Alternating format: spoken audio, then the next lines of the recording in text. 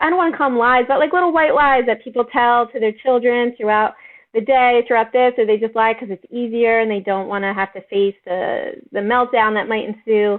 But I encourage people who are raising children impacted by trauma to always be as honest as possible, because you may be the only person who's not lying to them. Welcome to the Rose Woman Podcast. This show is about living whole, happy, and free your entire life long. And every week we try to cover something that will open our minds to a new idea, a new perspective, give us more peace and power and pleasure in our everyday lives. I'm your host, Christine Marie Mason. I'm an author, founder, philosopher, trauma-informed yogi, mama, I don't know, all the things. And I'm in the middle right now of running a series on families, because families are the core organizing unit of our culture. And they're nothing like what's depicted in the media or in the sort of nuclear family ideal that's been sold. Very few people live in those sort of families anymore. And I think it's important that we all have a little bit of a window into the experiences that others are having around us, so that our empathy and compassion are awakened. So this week's episode is on what's called Grandfamilies, a new name for kinship families, for kin caregiving. And I was so surprised to learn that there are 2.7 million children in America alone being raised by their grandparents as the sole guardian. And that is an undercounting, because it's estimated that there are another couple million kids who are doing that informally, are going through that process informally. And we say grandfamilies, but I think what we really are saying is either the grandmother or two grandparents perhaps are raising the children, because there are only 150,000 grandfathers who are doing it alone. So again, ladies and gentlemen, we're talking about the hidden tax of being the primary care provider as a female, that it goes through your whole life long. And then I was also surprised to learn of those grandfamilies, like the variety of causes of why they end up with kids again. You're, say, like in your late 40s or 50s or even 60s or 70s, and all of a sudden you've got children to raise again. You thought you were done. And it's so tragic. You know, most of it is mental health. Children, the adult children, the children's parents are psychotic or have bipolar disorder, or they have some kind of mental health challenge that renders them not stable, or they've been sent to prison for something, or there's an addiction issue that's very common backstory.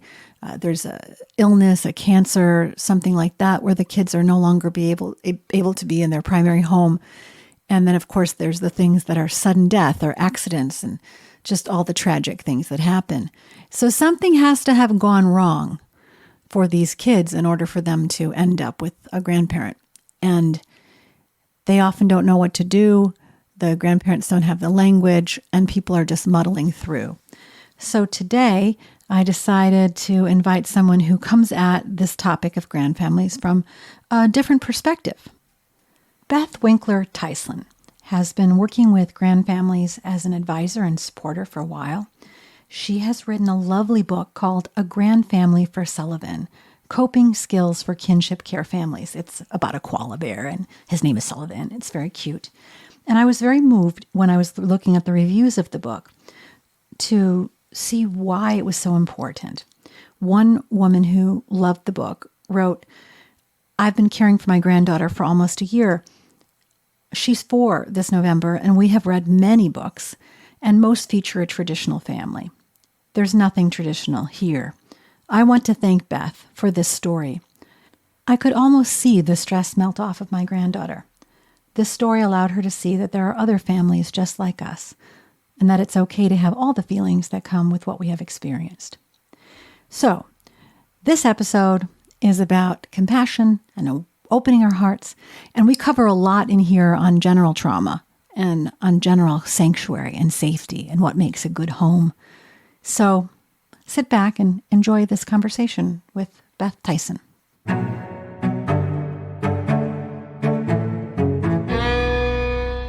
first time I heard the term grandfamilies was when we were researching for this episode on grandparents who are raising their children. I didn't even know that was a thing. I know. Most people don't. Most people don't, unless they know somebody who is being raised by their grandparents, or they are personally being raised by their grandparents. It's not something that most people know about in the mainstream. Has the term been around for a while and just not socialized? Or? Yeah, it's a newer term. Kinship care is typically the term that is used within the child welfare system. There's just been some, not so warm and fuzzy feelings about the term kinship care. It has been evolving over the years, and I'm not sure who came up with Grandfamily, but it has taken off, and there's many organizations now that call themselves Grandfamilies. That's how I came to name the book, because I was doing some research. I originally was going to use the word kinship care, but then I started doing some research and found the word grandfamily, and I was like, oh, that's so much cuter and nicer and warm and fuzzy. I like that much better. Yeah, not only does it sound like it's better and bigger, like it's so grand, but also that implication of extended networks of people who care. We've been talking about this month all of the evolving and new ways that people make family, and the need for more compassion and love and tolerance and non-assuming that a family is a nuclear family in the traditional way, and also the lack of language for these new relationships. What do you call your husband's ex-wife who's co-parenting your kids? She's like a really valuable person in your life, but no official kinship name. In this case, how do children end up in the situation of being cared for by their grandparents? What are the various things that bring them into that situation? Well, it's varied. It's many different things, and it looks different for each family. What I am used to working with is in that kinship care environment within the child welfare system. So what normally happens is when a child experiences abuse, trauma, neglect of some kind, and they are removed from their biological parents, the first step the child welfare system takes is to find a kin, someone that is related to them in some way, or someone that has known the child previously, so has some type of relationship with the child, because the research shows that enables the best outcomes, long-term outcomes for the children. So they oftentimes find that grandparents are willing to take the children in. And that is how grandfamilies are formed. There's also other ways where it's just, mom and dad may be addicted to drugs. That's really the main reason that children come into their grandparents' care. Or there may be a death in the family. So maybe a biological parent dies and or both of them pass away, and the children need to be cared for, so they are ending up with their grandparents.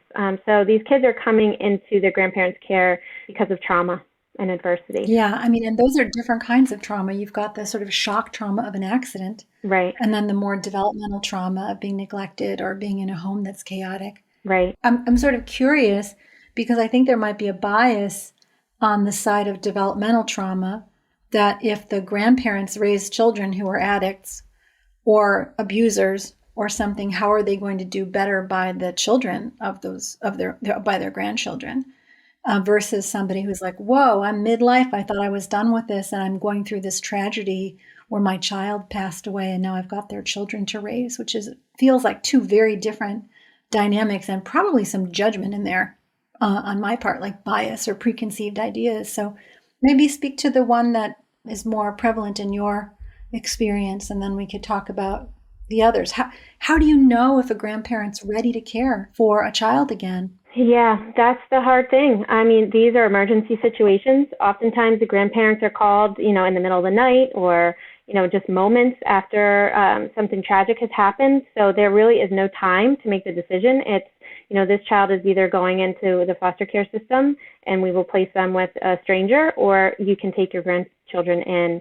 And it's very spur of the moment. It happens very quickly. Oftentimes children leave their homes without any clothing. They show up in the care of their grandparents without their toys, their clothing, their favorite teddy bear, their blankets, their pillows. They come in to care with nothing. And the grandparents, they don't have a crib, they don't have a car seat, they don't have, all these different things that, a young parent would have. It can oftentimes be an emergency situation, an emergency placement for the children for their safety. And so because they're family and they're blood related, of course there needs to be checks and balances. But I think that oftentimes the grandparents just have to take them in suddenly because they don't want them to become part of the foster care system. Yeah, I remember maybe 6-7 years ago in California, they have an option to be not a general foster parent, but an emergency foster care parent, where you have to go through the same training, but you take children on super short notice, or you take them for a week or two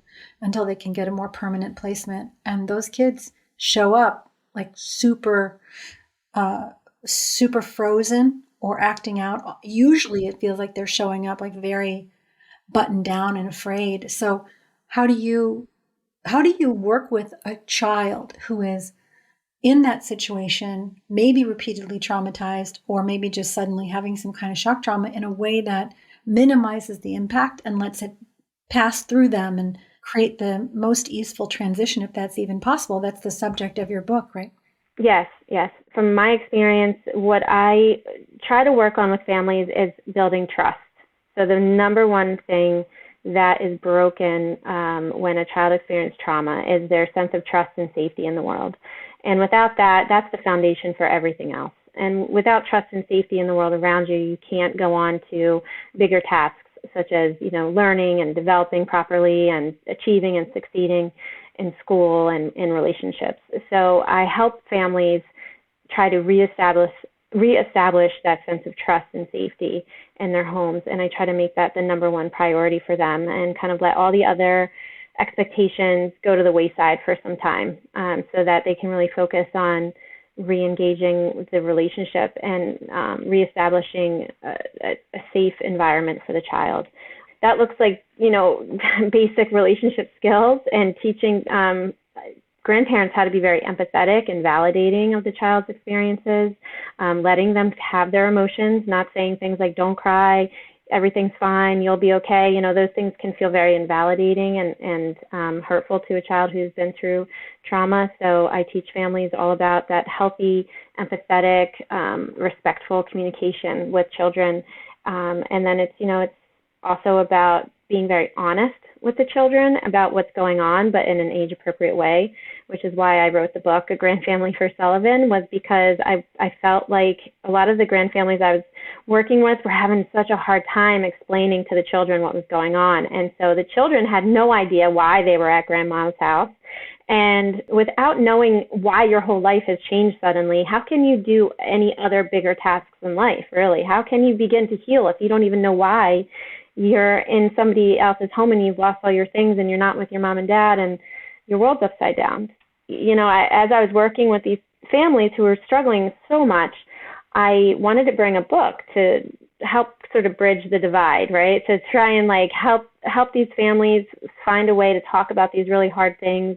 Also a way for me as a therapist and a social worker to connect with the children and the families through a book, to say, hey, look, I see what is happening here, and I have this book that might be helpful to you. Will you read this book with me? And that's just such an easy way to sort of start conversation with young kids. So the book is a tool really for that, to have those hard conversations and explain in an honest and open way, in an age-appropriate terms, how and why a child is in a grandfamily and being raised by grandparents. It's super interesting too, because what you're talking about, creating trust and safety in families or extended family relationships, isn't just for times of extreme trauma. That's like the way it's supposed to be, like sanctuary. You come home through the door, I'm totally safe. When my kids were little, I had one kid who was acting out at home, and my friend Petra told me, I never worry when they're acting out at home, because it means they feel safe enough to act out.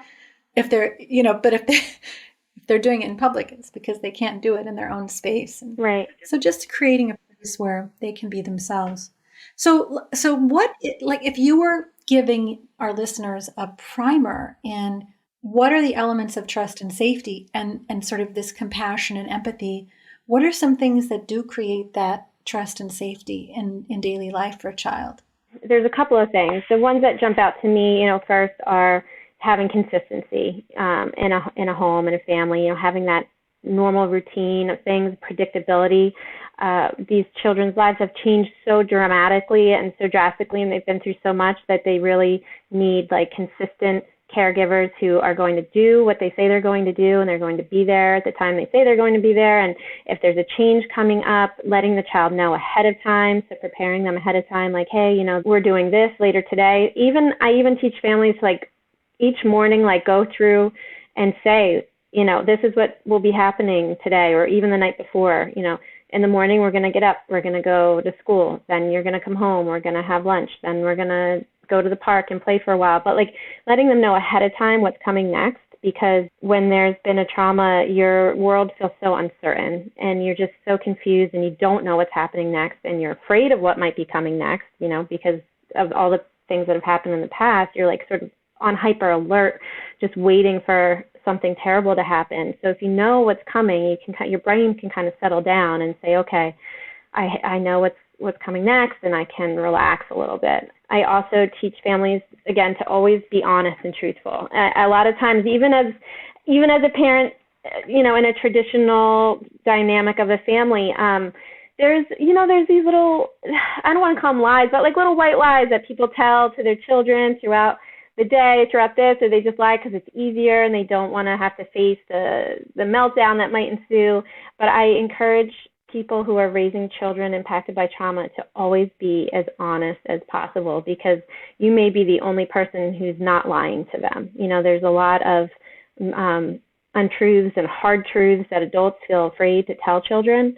And so they really need to trust that if you say that if something that you say is really the truth, so that they can, again, so that their brain can settle down, that hypervigilant state, and stop having to constantly search for threats in their environment, because that's what their brain is doing after they've been traumatized. The brain actually is in that hypervigilant, hyper-aroused state, searching for threats to their well-being. And one of the ways that you can mitigate that is by knowing that you have a trusted adult who can tell you the truth, even the hard truth. Because if you don't have that, then again, your whole foundation is wobbly. Yeah, I feel like too, even one of the truths that have to be told is we're going to do our best to keep this schedule, but something might happen to change it. And if it does change, we'll work it out together, so that there's also like not a counter movement to creating so much stability that the promises can't be kept. Más o menos. Right, exactly. Within a 95%, yes. This is what the day is going to be like. Of course, because things always come up, right? It's not about holding to the schedule perfectly, but being cognizant and aware and sort of preventative by letting them know ahead of time, hey, I'm going to tell you. If I know a change is coming, I will tell you. I'm not always going to know ahead of time that change is coming. And I'm sorry that I can't provide that for you. There is some, things that you just can't control. But when I can, I will do my best to tell you the truth and tell you and prepare you for what's coming next. Yeah, this is so great, because it's also like building a resilience in the child. In the trauma stuff that I've been exposed to, it seems like there are some people who get hit by a trauma and overwhelmed by it, but don't have the social support structure to process it through them. And then it stays with them for a very long time in adaptations that become less and less helpful as they age. And then there are other people who get hit by a trauma, but somehow feel like, I can handle this, I can take this, I can navigate this. Is there anything that you've noticed that's a marker for how some people become more resilient and some people either super contract or crumble? And is there an age component to that? Like at what point the trauma happens?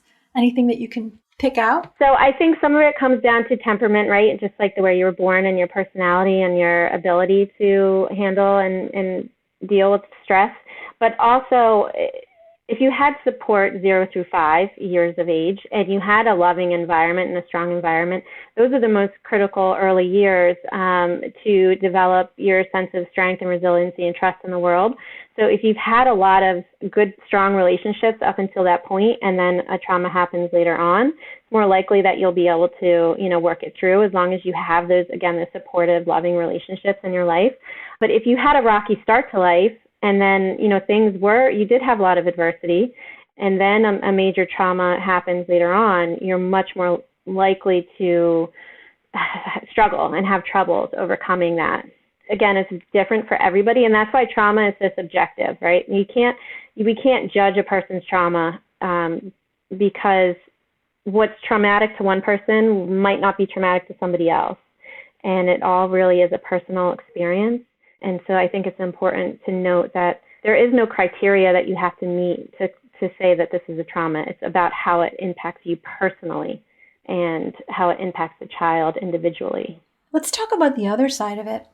I'm a grandparent. And I'm waiting. I'm expecting things to go a certain way.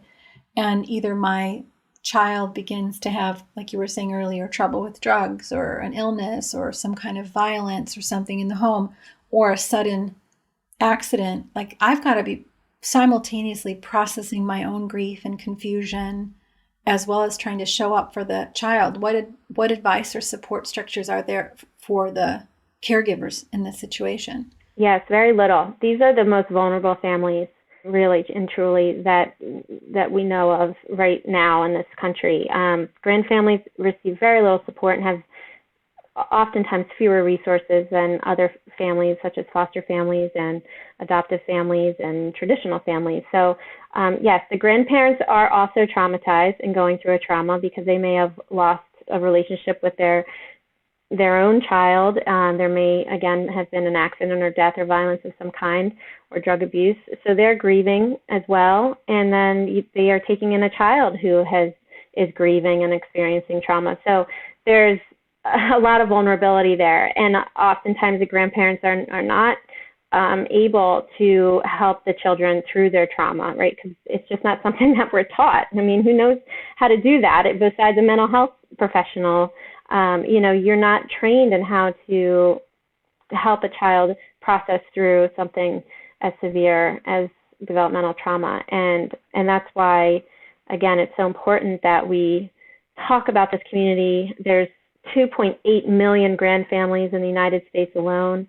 That number is growing exponentially every day. And that's just grandfamilies. That's a small number of the ones that are documented and known. There's many more than that are not documented because of informal relationships where mom, drops kids off at grandma's and just doesn't come back for several months and then pops back in again and then back out again. And so there's many more grandfamilies that exist that are not documented in that number of 2.8 million. So, talking about them and building the awareness around helping the children have support in school. Because what we know about adverse childhood experiences is that there's also the flip side. There's the positive childhood experiences. And positive childhood experiences are having trusted and safe adults within the community and friends and peers who support these families. And that's a critical component to the healing process as well. And again, just spreading awareness for this and helping other children understand that this isn't a reason to tease another child, because a lot of times these kids are bullied in school because, why is your mom so old? Where's your mom? why is your grandma here? Why are you getting picked up by your grandmother? There's a lot of, you're different from me, and because of that, I'm going to tease you or say hurtful things. And by letting people know and teaching children through the book that, this is a common dynamic that you will come across. Just because somebody's being raised by their grandparents doesn't mean that there's anything wrong with them or anything to be afraid of. It's usually because of unfortunate circumstances, and building in that empathy and compassion for the family. That, and I would say there's a whole mom social circle, or like direct parent social circle, that if you are a grandparent, you are probably cut out of. And because of that, I think it's one of those moments of awareness. So if you're listening and you're not a grandfamily, but kids in your school who are being raised by their grandparents and they're sort of outside of your social circle, make an effort to reach out and include those kids. Yeah. Absolutely. I hear that time and again, that the grandparents feel so isolated. They're in a different phase of their life. They're not in the mom group, right? They're not hanging out at the library at story time and doing these things. Maybe some are, but it feels very uncomfortable to try and navigate those relationships with a different generation. And so I think that, trying to be more inclusive and absolutely reaching out to those families and trying to include them. There are support groups around the country. I actually work for a nonprofit here in the Philadelphia area called Grand Stepping Up. And it's a nonprofit that provides food, clothing, trauma-informed therapy, a free legal clinic, free and also with reduced prices, and a support group for the Grandfamilies and for the children and all kinds of other activities. So it is becoming a more known about community, and if you do some searching in your area, I'm sure you might be able to find a Grandfamily support group that can help you. I love that we're talking to it from all these angles. If you know a child who's traumatized, they're ready to, just having an understanding that they're going through something really major and they're trying to find their center and being compassionate in that way, not keeping it a secret from the school and the family networks and all that stuff, but letting people know that the child is going through. Then I hear you saying that as a person who is giving care, that there are certain steps that you can take to create stability and empathy and just allowing the child's nervous system to sort of unwind in their own due time, and also telling them the truth. And then this piece, like if you are a grandparent, it can be exhausting. It's, you're supposed to be at the time of life where you're sitting back and gazing upon all you have wrought and enjoying it, and suddenly you're like back in the midst of all of the things. And so much has changed technologically. The math has changed, social has changed, and that there's support available for you.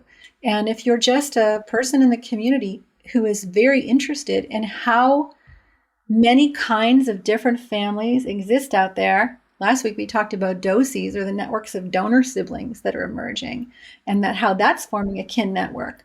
Knowing that there's so many kinds of families and broadening your lens to understand what people might be going through and being more inclusive. And then because it's an economic burden, people don't have a lot of the materials. It's like coming up with everything that children need all at once. So finding local places to donate to in your area, Grandfamilies, Grand Stepping Up, those kinds of things.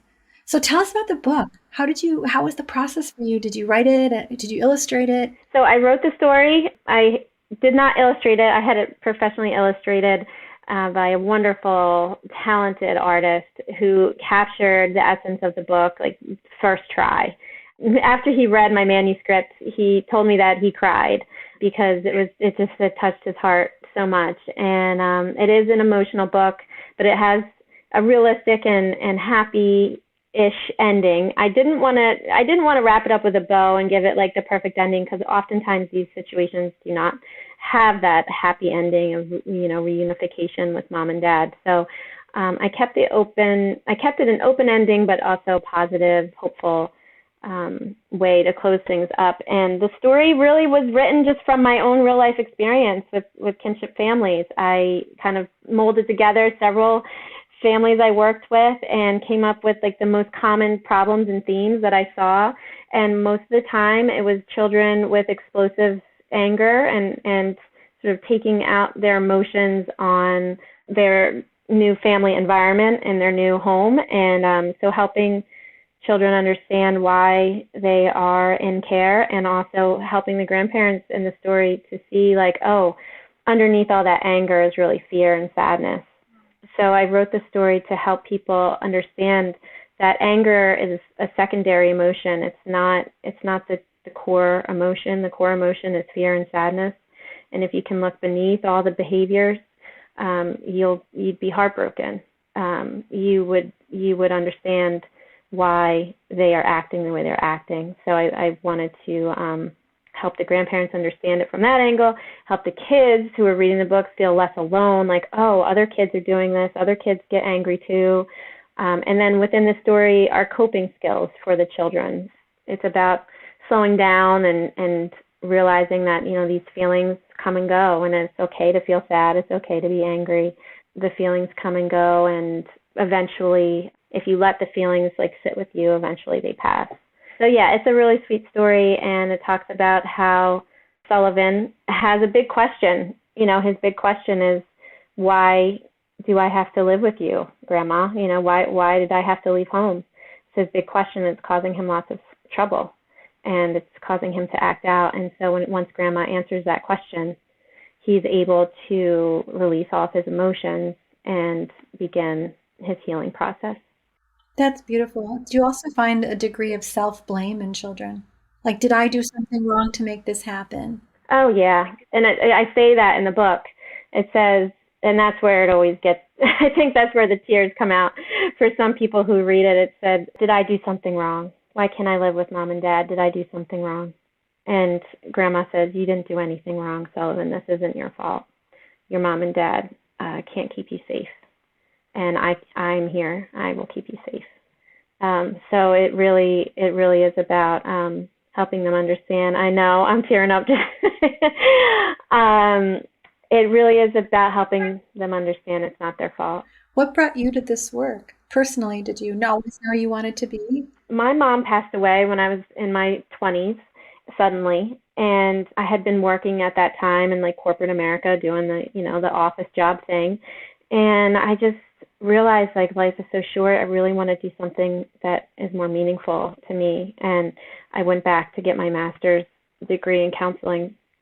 And after I graduated, coincidentally through a friend that I was in school with, I had a job opportunity with an organization called Robin's Nest in New Jersey, and it was for the foster kinship and adoption program.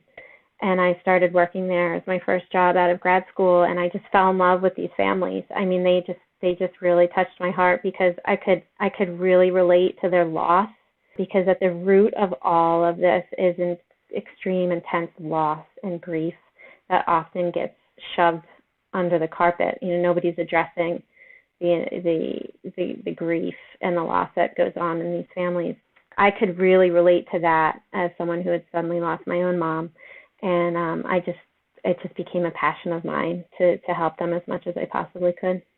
Well, thank you for that, and thank you for the book. We'll put a link to the book in the show notes if you know anyone who's going through it, or if you just are interested.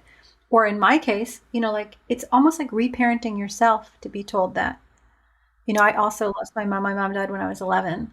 And my grandmothers on both sides were in my life before. So it wasn't a shocker for my brother and sister and I. But it was a shocker in so many other ways, that to have someone presence with you. So maybe that's you, whoever you are out there. Maybe you're just the person who presences and says, hey, that was really hard and it wasn't your fault. Provides a little sanctuary and a little consistency for these kids who are sort of stuck in the middle of it. And I want anybody out there who needs a little bit of support to promise me that you won't keep it a secret, you won't try to be tough, you won't try to hold it all yourself, but you'll lean out and reach out to one of these organizations or to your neighbors and just say, hey, I need some loving. I need some community. Yes, exactly. Yeah. For the 5 million of you or so, it's what I'm hearing, 2.8 official, and then a lot more not official. Not to even mention all y'all who are, active grandparents, helping with homework, doing the daycare, picking up on the weekends, all the stuff that, a young family needs today in order just to make it economically. The multi-generational family is really returning in a lot of ways just to pull things together, even when there's no active trauma. So if you're out there and you're caregiving, just make sure to get the support you need. Is there anything you'd like to say before we close up? Anything you want to include? Just that if you are looking for support and more resources, I have a website. It's bethtyson.com. And on there, I have a blog, and it focuses on childhood trauma, helping children through parenting, trauma-informed parenting, trauma-informed education, and lots of resources on there. I have some free webinars on my resources page, and you can sign up for my newsletter and my blog there. And then I also have a Facebook group it's a more general topic. It's called Emotiminds, and it's for anybody who's interested in improving the emotional well-being of families. So I have many therapists in there, teachers, and parents who just want to learn and grow in their emotional well-being within their own family. So I'd love for you to join me in either of those places, and we can continue the conversation. Emotiminds. I can't imagine that there's anybody out there who isn't interested in families having better emotional communication. Yes. I've been really loved the group. I started it last summer. I have about 1,000 members. It's just a really great place for me to share information. So it's like free educational material where I share in like real life terms, and I share my own stories about, my own parenting struggles. And, I don't have all the answers. I don't have this all figured out either. I'm just doing the best I can. But I figure if there's some things I have found that have helped me and have helped the others I've worked with, that maybe it will help someone else too. That's right. One of the things we say here every week is you don't have to do it alone. No. No matter what it is. No. No matter what it is. There are other people who are thinking about and working on that same struggle. I know you're a unique presence in the world, you beautiful thing, but there are a lot of people who are probably working with the same concerns, and we can find each other now thanks to the magic of the web. Okay, we'll find you on Emotominds. We'll find your book. And thank you again for all the beautiful work you're doing. Thank you for having me. It's a pleasure and a wonderful opportunity to speak with you today. Thank you. If you know someone who's living through a grand family experience, send them this episode. Just pause right now and send them a link to this episode. You can find me at the.rose.woman on Instagram, or my company at rosebudwoman on Instagram, rosewoman.com on the web. And we make amazing body care products for women, intimate skincare, sexual wellness, for menopause, for pre and postnatal, and really the entire life cycle of your gorgeous, perfect body and its miraculous life-giving capacity. Thanks for joining me, and see you next time on The Rose Woman.